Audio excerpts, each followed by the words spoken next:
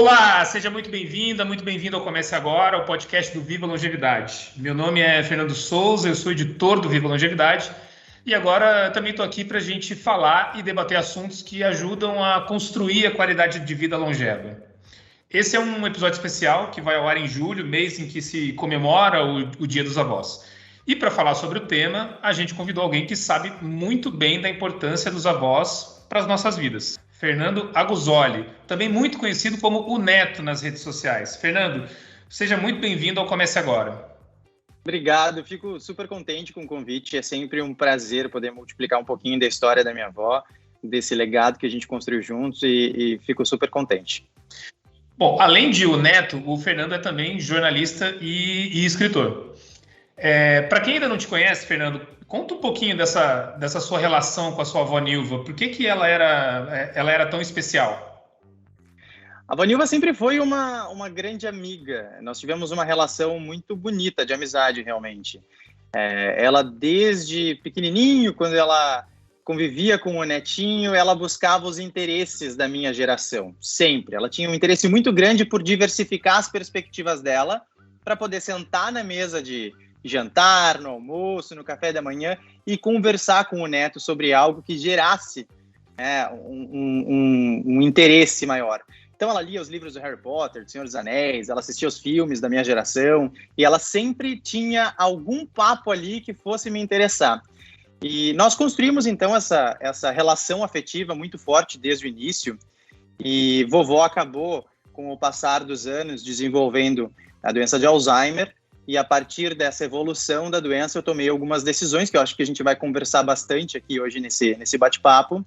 E dessas decisões, desse convívio com vovó e também com a doença, surgiram os projetos, os múltiplos projetos, dentre eles os livros que falam um pouco sobre a descoberta do diagnóstico, sobre a evolução da doença e também sobre a perda da vovó. Mas então, desde o início, desde da minha fase lá pequenininho, nós sempre tivemos uma amizade muito grande.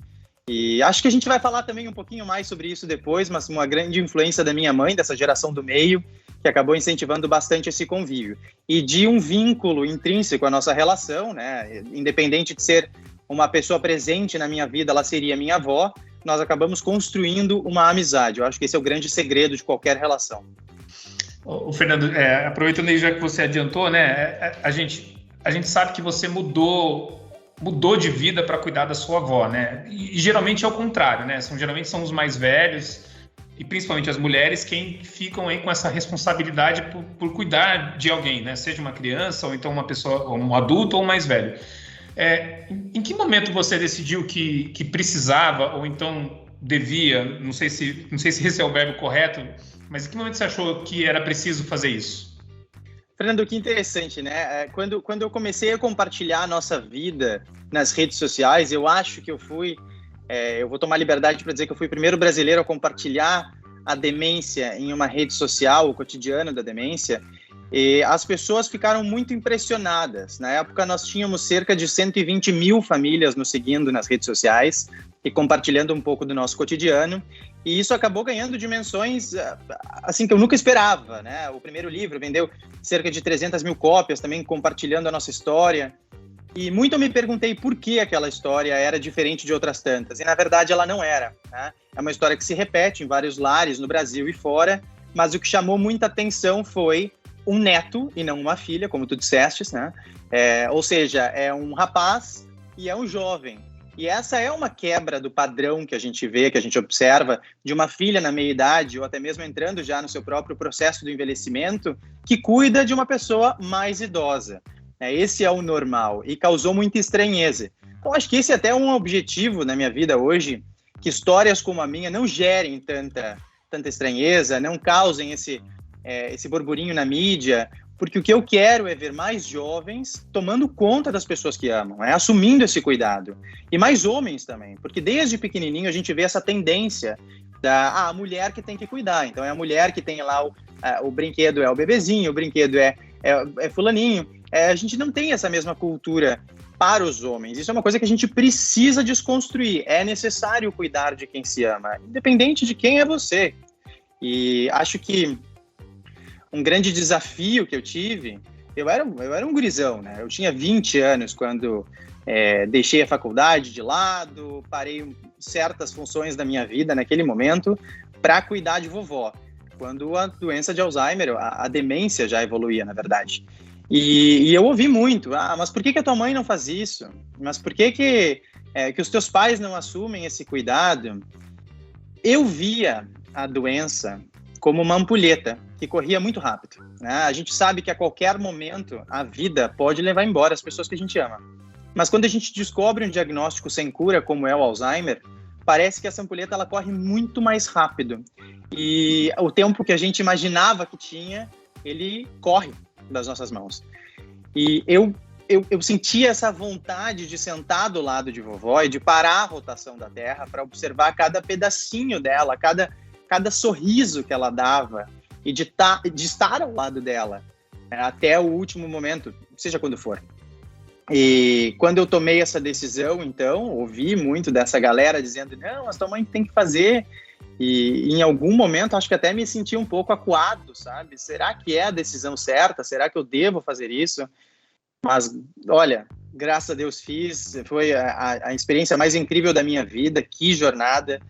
Acho que vovó, não só antes do diagnóstico, mas também após esse diagnóstico. E ainda hoje, depois de sua morte, ela continua me ensinando tantas coisas.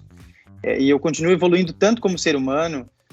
E eu sou muito grato pela oportunidade de cuidar. E hoje eu tento disseminar cada vez mais essa mensagem, né? Cuide de quem você ama, porque... outra coisa, Fernando, até para entrar nessa conclusão, um veículo de mídia, na época, isso já faz o quê? Vai fazer 8 anos que a minha avó faleceu. Então, digamos, há 10 anos atrás, eles estamparam na capa do jornal, o neto herói que deixou sua vida de lado para cuidar de sua avó.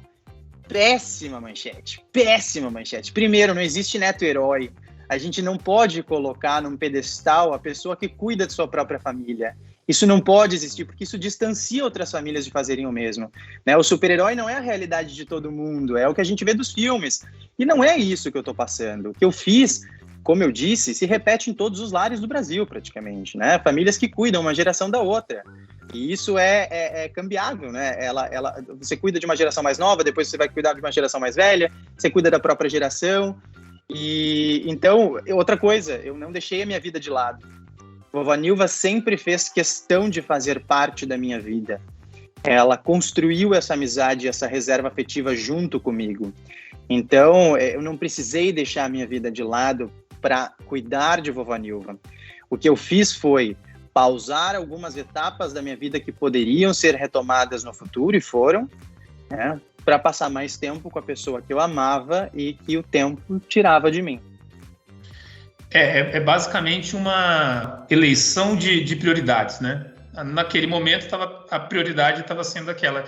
E é engraçado isso, que é muito parecido também com essa questão assim, de pais, homens que são muito participativos, que são elevados, assim, nossa, que homem perfeito, porque ele cuida dos filhos e tal. E quando isso deveria ser encarado como uma coisa normal, né? Porque você está cuidando de alguém que está necessitando de alguma atenção, de alguma necessidade. Como você mesmo falou, né? Você está cuidando de alguém dos seus, né? De quem você ama.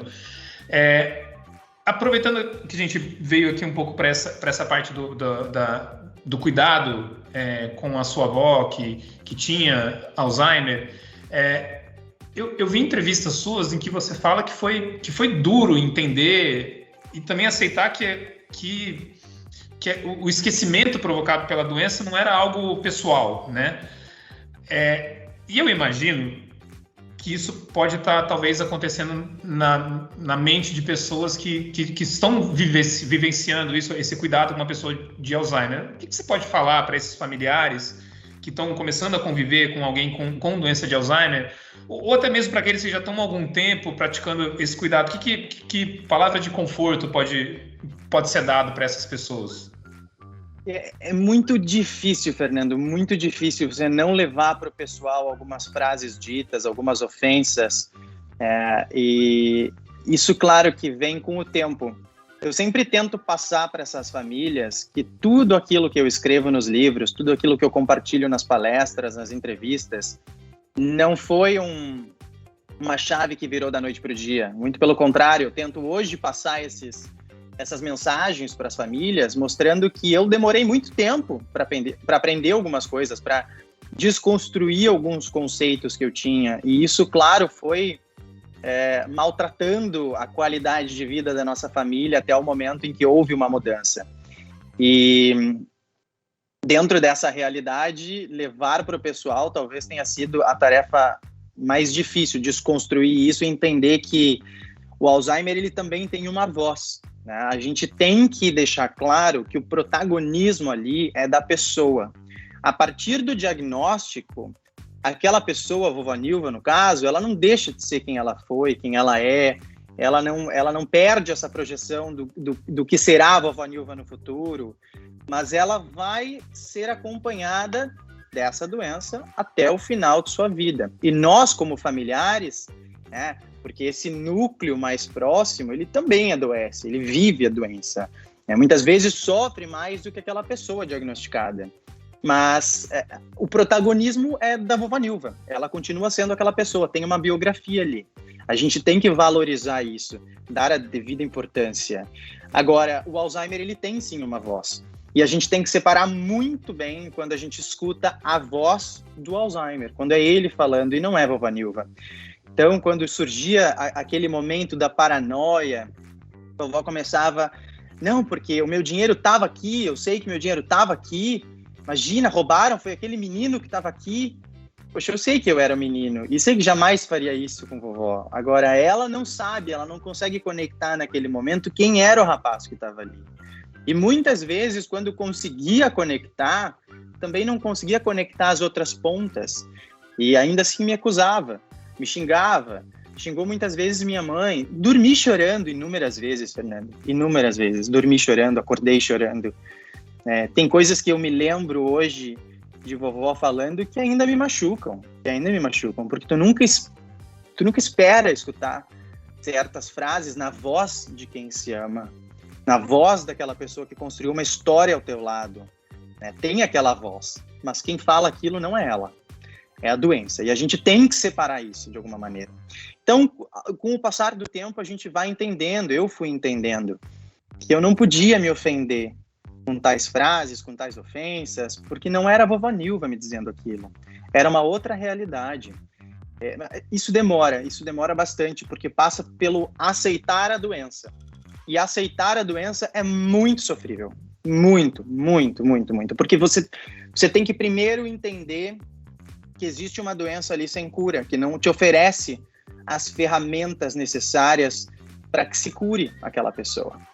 Então, poxa, tem coisa mais difícil, mais sofrida na vida do que você participar da vida de alguém tão querido como era a vovó Nilva, que cuidou de mim ao longo de toda a sua história, e agora que chegou a minha vez, não há uma cura, eu não posso oferecer um tratamento efetivo, não importa o dinheiro que se tenha, e não tínhamos, não importa a reserva afetiva, o amor que se tenha, isso nós tínhamos de sobra, importa, qualquer variável que você possa imaginar, não existe o tratamento que se gostaria.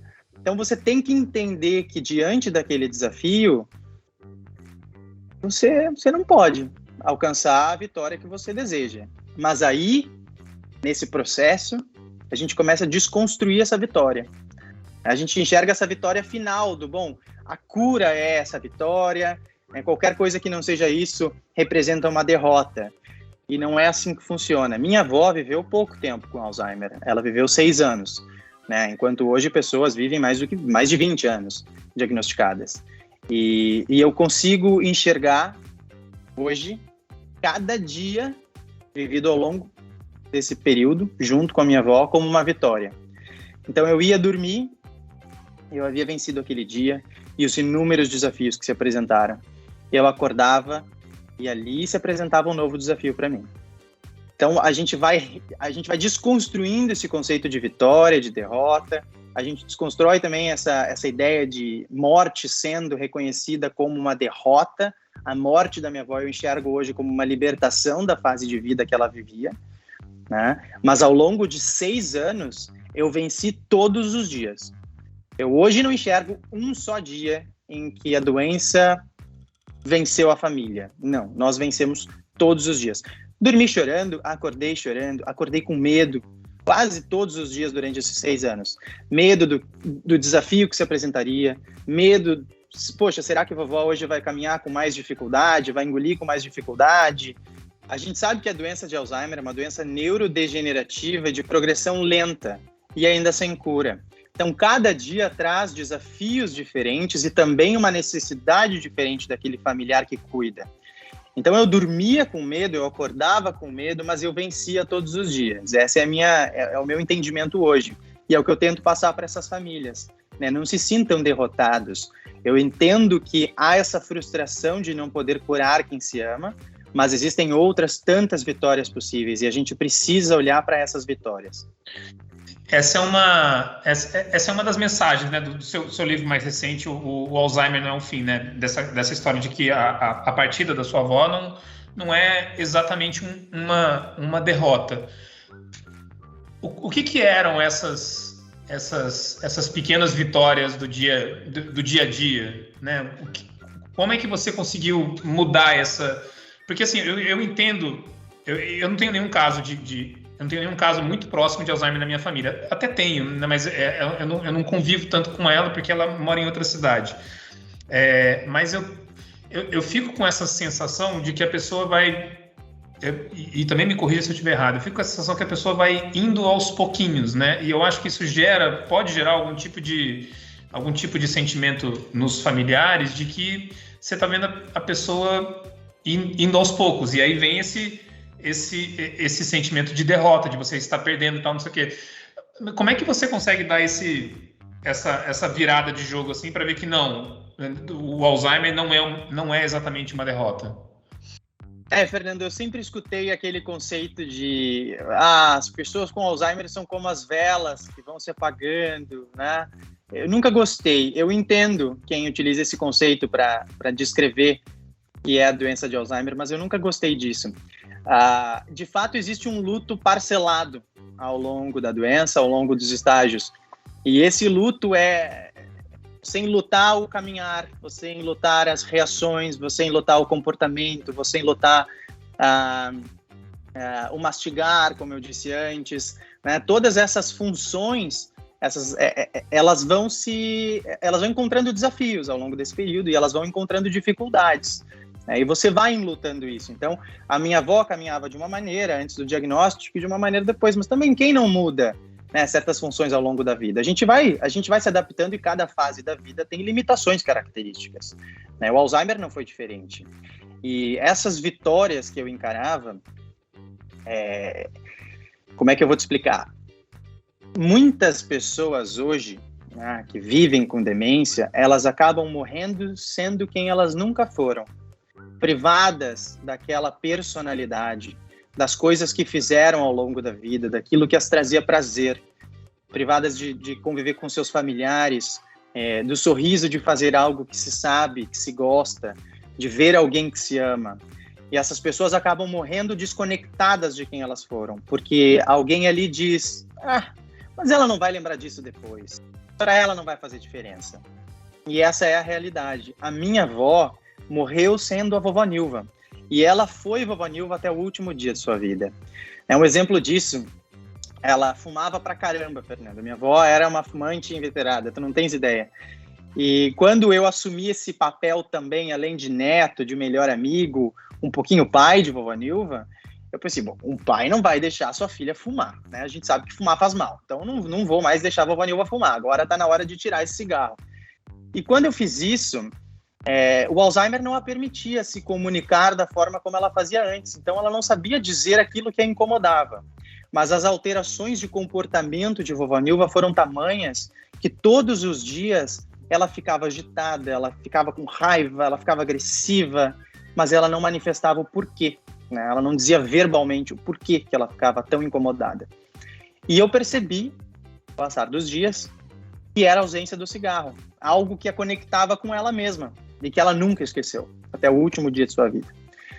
E quando eu botei novamente aquela carteira de cigarro ali, o gesto foi automático, de pegar a carteira, abrir, acender o cigarro e fumar. Aquilo fazia parte de quem ela era. Ah, bom, mas vai fazer mal para a saúde dela. Minha avó tinha um diagnóstico de Alzheimer. Não se sabe por quanto tempo, vovó Nilva ainda, não se sabia, né? Por quanto tempo ela poderia acender os cigarros sozinha, colocar o cigarro entre os lábios e fumar aquele cigarro.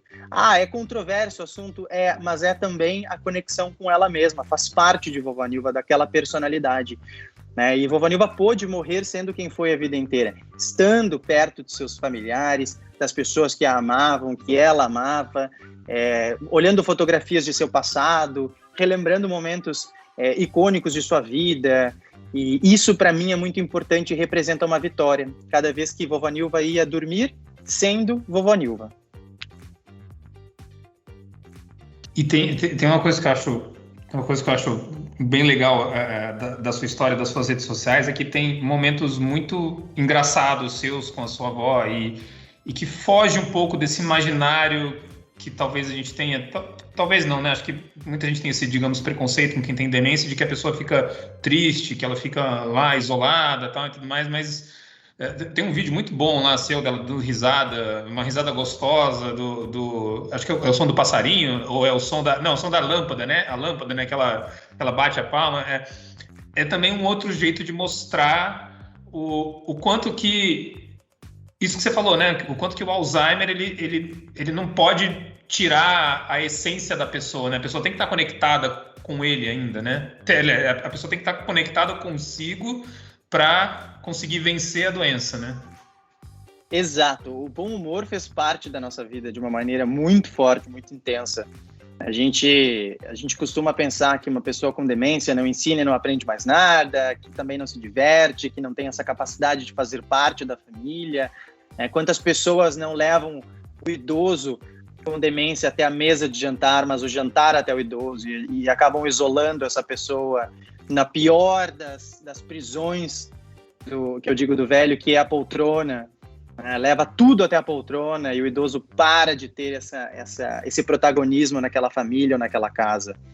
E com vovó Nilva nós não fizemos isso. Vovó Nilva tinha uma função muito importante na casa e ela teve até o final. A gente mostrava a relevância que ela tinha, nós mostrávamos o quão gratos éramos por tudo que ela fazia.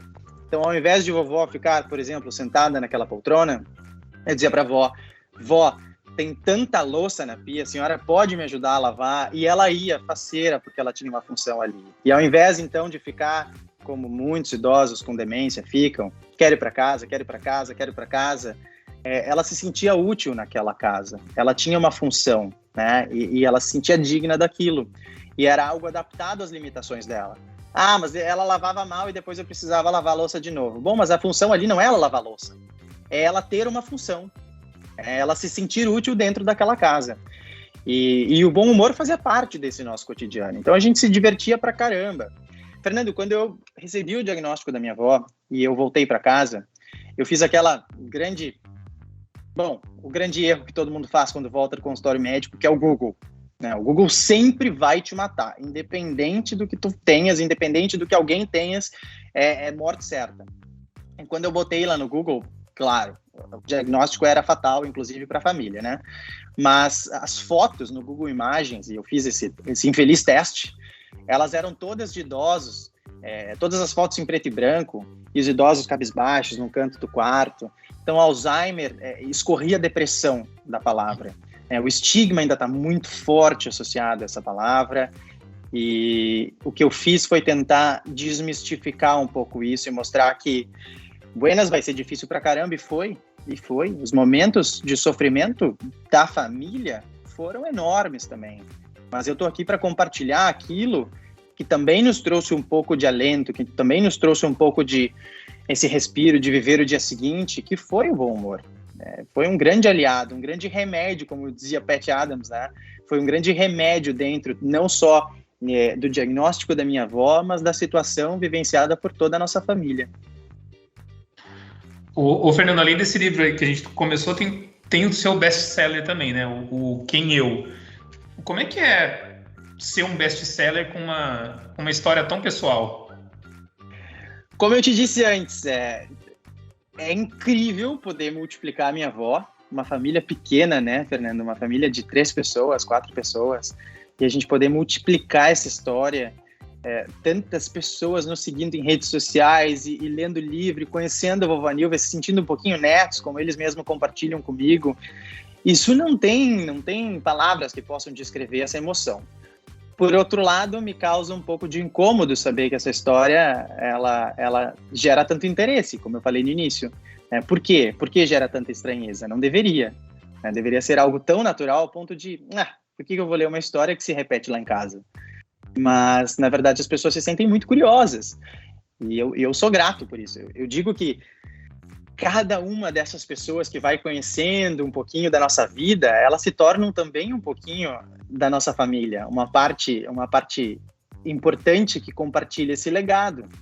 Porque envelhecer é isso, é deixar um legado, mas esse legado só vai ser possível se as gerações mais novas compartilharem algum interesse a ponto de, poxa, isso é incrível, vou levar a vovó Nilva para o mundo, vou compartilhar isso. E, aliás, falando em levar para o mundo, imagina, minha avó foi pobre a vida inteira, uma pessoa super humilde, não tinha nenhum bem, a vovó Nilva vivia com salário mínimo, de novo, uma realidade que se estende a grande maioria de lares brasileiros.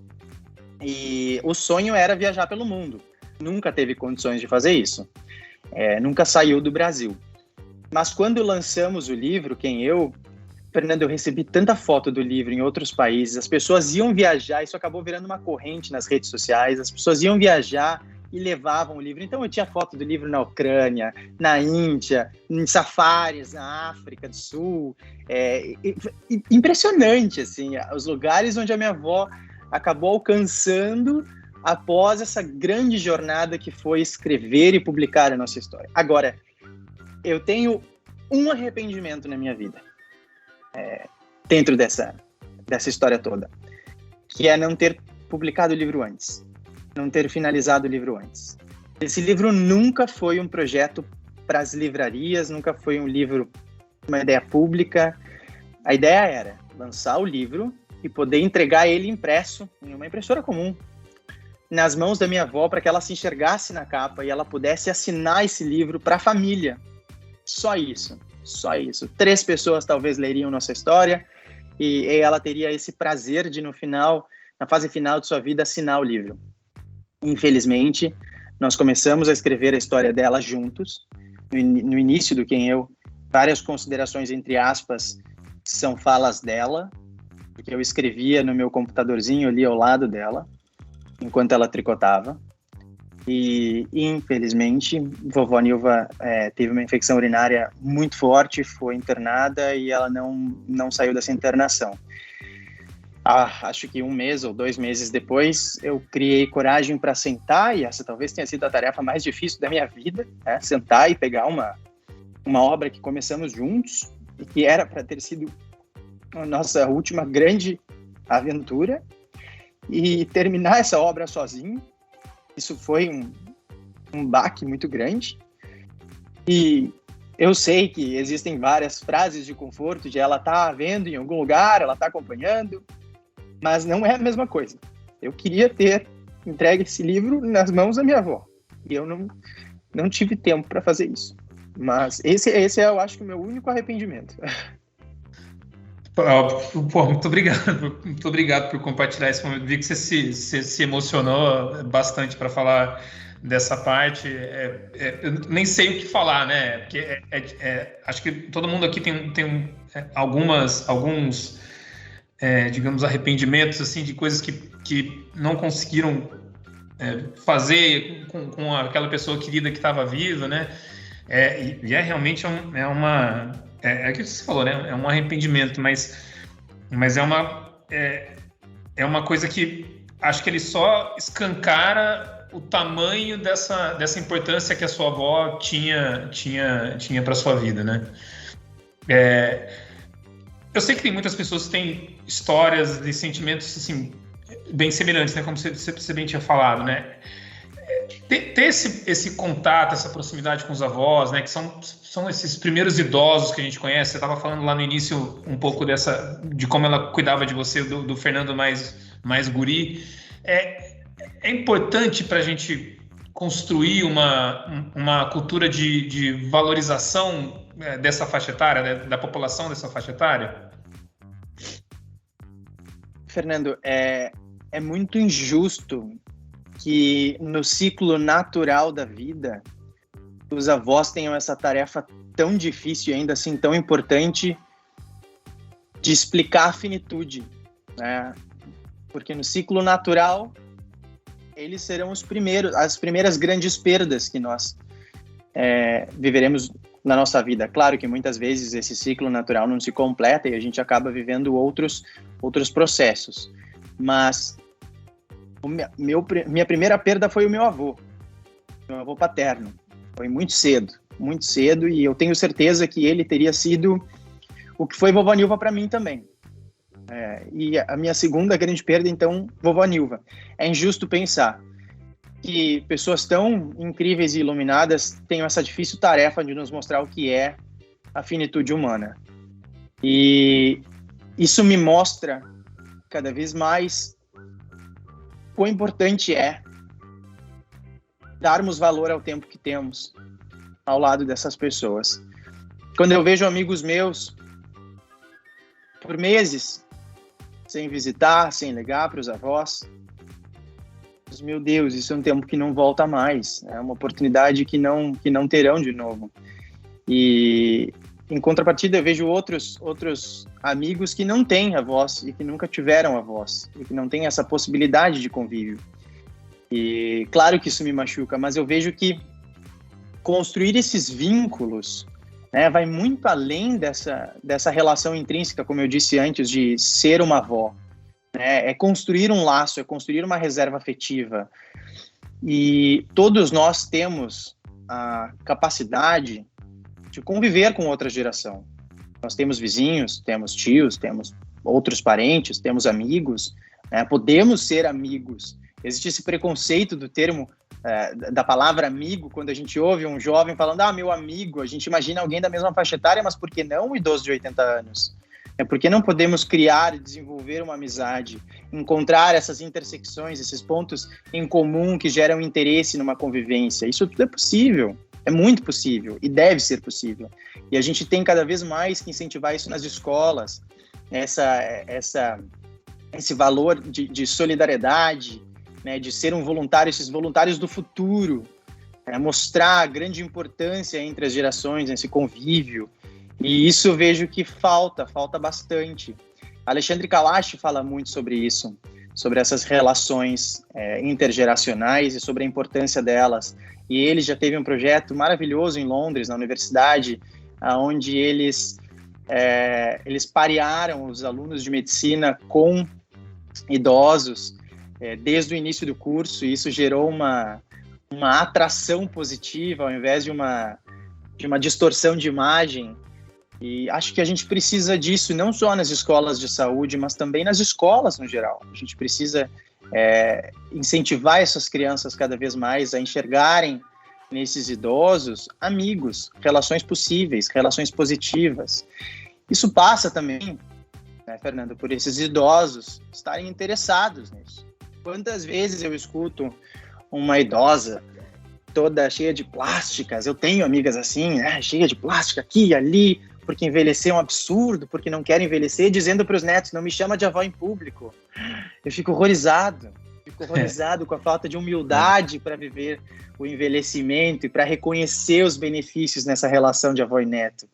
E a gente precisa, nas escolas, trabalhar cada vez mais essa quebra e mostrar que é possível, não só possível, é necessário, é imprescindível. Você falou do Kalash, eu tive uma conversa recente com o Kalash, que ele falou assim, algo mais ou menos assim, o maior elogio que as pessoas tendem a receber aqui em vida é quando dizem para ela, você tem tantos anos, nem parece mais jovem e tal, e ele fica extremamente desconfortável com isso, né? Por conta da valorização, né, de tudo que ele fez. Ele tem a idade que ele tem, ele tem a aparência que ele tem. E a gente também conversou com a Candice Pomme, não sei se você conhece a Candice, e ela falou algo também nessa linha, assim, ela falou assim, quando as pessoas falam que eu tenho cara de 30 anos, eu fico incomodada, porque esses últimos anos, dos 30 aos 40 anos, foram os meus melhores anos. É como se eles tivessem roubado esses últimos 10 anos, que eu considero muito, né? Não, a pessoa tem ali a idade que tem, a aparência, sei lá, que seja. Não é um elogio, né? Acaba não... Talvez tentar desmistificar um pouco isso de ligar a aparência com a qualidade, né? A gente é muito ligado à aparência, ao físico ainda, né? E a gente vê, Fernando, em Hollywood mesmo, poucas atrizes dizem, elas representam um papel de sua própria idade, né? Poucas, assim como a Meryl Streep, por exemplo, representam essas mulheres de idade. Na verdade, elas fazem mulheres muito mais novas, elas desempenham esse papel. E a gente vê esse preconceito também, na verdade, não só no envelhecimento, mas em tudo. Aquela pessoa que recebe elogio, nossa, você nem parece gay. E o cara diz, obrigado. Né? Nossa, você nem parece ter essa idade. Obrigado. A gente está acostumado a se encaixar numa caixinha tão pequenininha e desprezível, que a gente não valoriza essa múltipla variedade de ser quem se é, na verdade. E isso me incomoda bastante. Eu ouvindo toda essa história, toda a sua história com, não só a sua, mas de quem também, enfim, de quem tem avós, eu digo isso porque eu tive pouquíssimo contato com os meus 4 avós. Dos 4, eu só tive contato com um e ele morreu quando eu tinha, acho que por volta de 9 ou 10 anos. E ele também morava em outra cidade, foi um contato muito diferente, né? Mas... Por exemplo, eu vejo a minha filha, ela tem uma relação maravilhosa com as avós dela e com o avô dela, né? O meu pai também faleceu, então ela não tem esse avô. Mas mesmo com esse avô, né, de tanto que eu falo e tal, ela acaba criando, sei lá, parece que ela tem uma relação com ele, sabe? Ela sabe quem é o vovô Nando, que subiu para o céu de balão tal, e tudo mais. Eu mal posso esperar a minha vez de ser avô para curtir um pouco disso, né? Eu tinha isso em relação ao meu pai, né? Porque eu perdi meu pai com 17 anos e eu mal vi a hora de ser pai para ter aquilo que eu tive com ele e conseguir, de alguma maneira, ter também com a minha filha. E, enfim, toda essa introdução para te perguntar de momentos que você guarda para sempre na sua memória dessa sua relação com a sua avó. Você consegue lembrar alguns desses momentos assim que você de grande relacionamento com a sua avó? Muitos, eu precisaria de vários podcasts para falar sobre esses momentos e quando eu lembro da minha avó, às vezes assim, eu choro pra caramba e eu escuto tantos meus amigos dizerem ou outras pessoas dizerem, tu não pode chorar, ela não ia querer te ver chorando. Mas como assim? Eu, quando for um avô e eu for embora, eu quero ver todo mundo chorando. Porque eu quero ver as pessoas pensando, meu Deus, ele era tão incrível, eu queria tanto ter mais tempo com ele. É lógico que vão rir, que vão... Poxa, eu vejo os vídeos da avó, eu caio na gargalhada e eu me emociono de diversas maneiras. São várias as emoções possíveis, né? Mas eu também tenho esse sentimento do... Poxa, era tão incrível e eu queria tanto ter tido mais tempo para viver outras aventuras, então eu choro, eu fico triste, e isso é natural. Acho que ninguém pode dizer como você deve ou não sentir e que emoção deve ser o retorno desse gatilho. Isso é tudo possível. Eu não vejo a hora, Fernando, também de ser pai primeiro, mas eu acho que eu queria ser avó antes. Eu queria ser avô antes. Mas pai e avô, assim, deve ser uma emoção maravilhosa. E você tem algum objeto que te traz lembrança da sua avó ou dos seus avós? E se você tiver, você pode mostrar pra gente? Eu tenho vários objetos, né? Eu cozinho todos os dias com a panela da minha avó, a panela esmaltada da minha avó do passado, com uma colher de pau da minha avó. Eu tenho numa caixinha, aliás, aqui, eu tenho um baúzinho que era dela, onde eu guardo o esmalte que ela usava todos os dias, o batom que ela usava, porque minha avó era extremamente elegante, uma pessoa era pobre, era humilde, mas extremamente elegante. Uma coisa não tem nada a ver com a outra. E ela usava só batom e esmalte rosa. Era um rosa forte, assim, fortíssimo. E era a cor que ela gostava, então tudo era rosa. Eu tenho a vela também de aniversário dela, 77 anos, tu vê, 77. E era sempre rosa tudo. Mas tem um objeto que faz parte do meu dia a dia de forma como nenhum outro, que é esse anel. Eu não sei se vai dar para ver direitinho. Acho que deu. Esse anel era de vovó Nilva e quando ela morreu, minha avó não tinha nada para deixar, nada material para deixar para a família, né? Quando eu ainda estava no berço, minha mãe conta que a avó ia e ela chorava na beira do berço e ela dizia que quando eu crescesse, fosse para a escola, todos os meus amigos teriam avós para deixar um apartamento, deixar um carro, comprar uma viagem. E ela ficava muito frustrada que ela não poderia deixar nada disso para o neto, né? Bom, eu não preciso nem dizer tudo que minha avó me deixou, todas as experiências incríveis e o que eu sou hoje. Não dá para dissociar isso da experiência que tive, da relação que tive com a minha avó. Então eu sou grato porque o Fernando que existe por conta de toda essa relação. Mesmo das partes difíceis. E se alguém me disser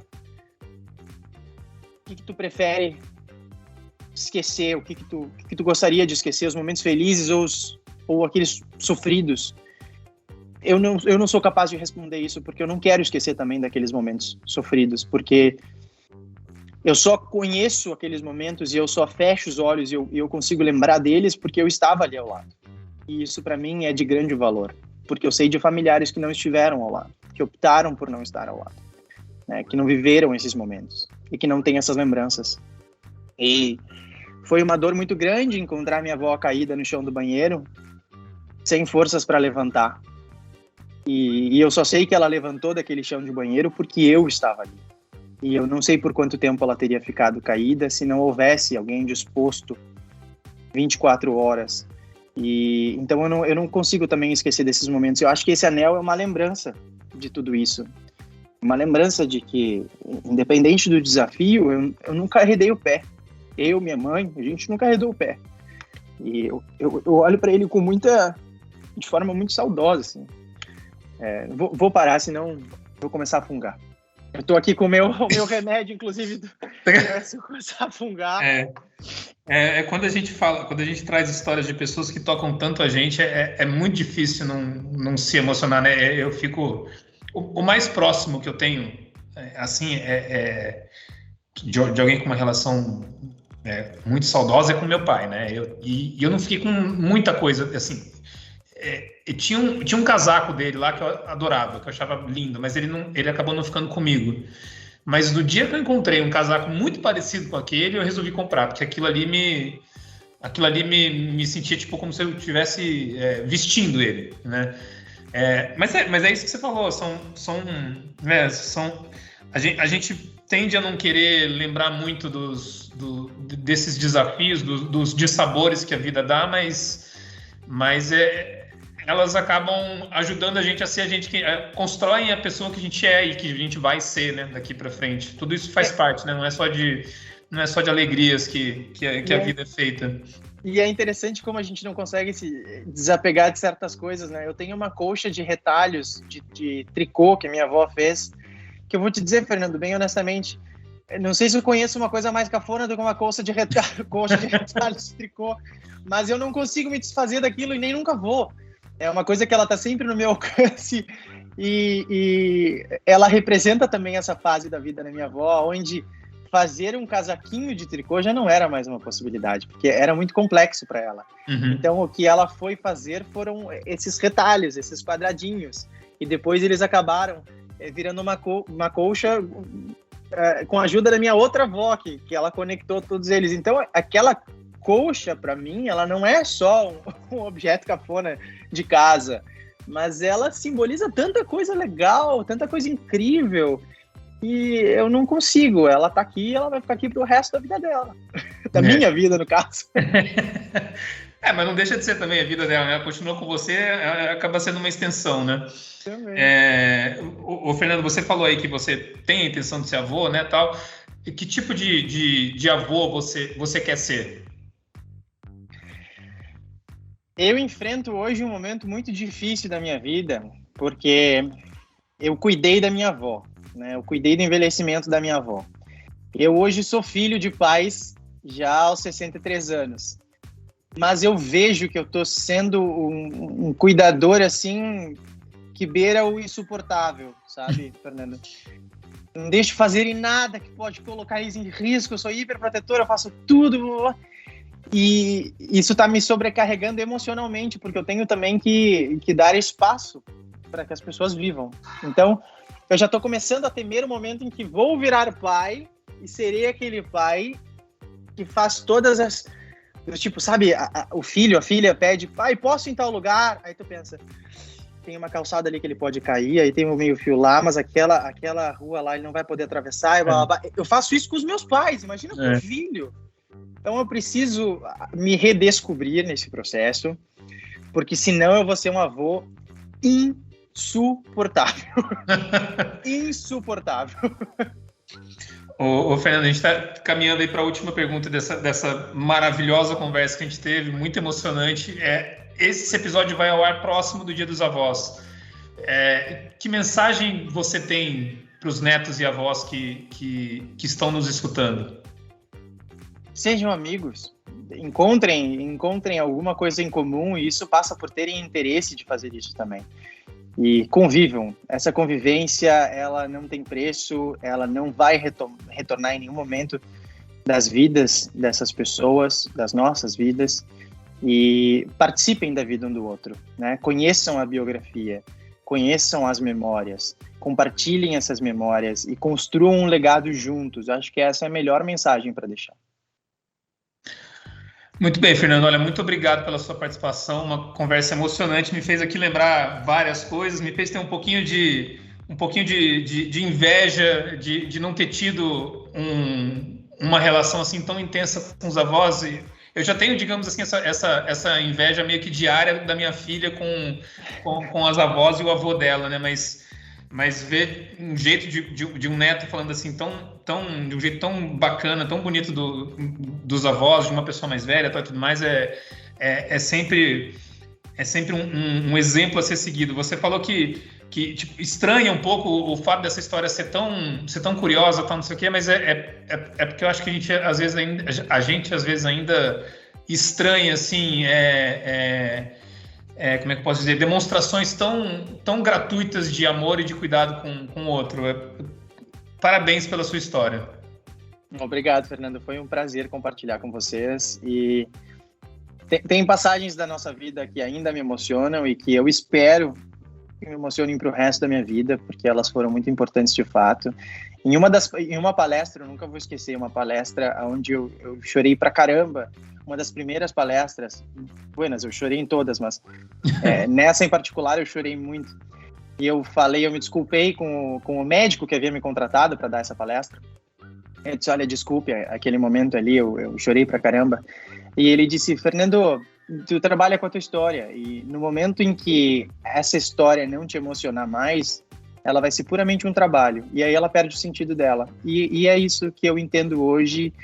E eu me emociono, eu estou preparado com o meu remédio do nariz aqui para não ficar fungando.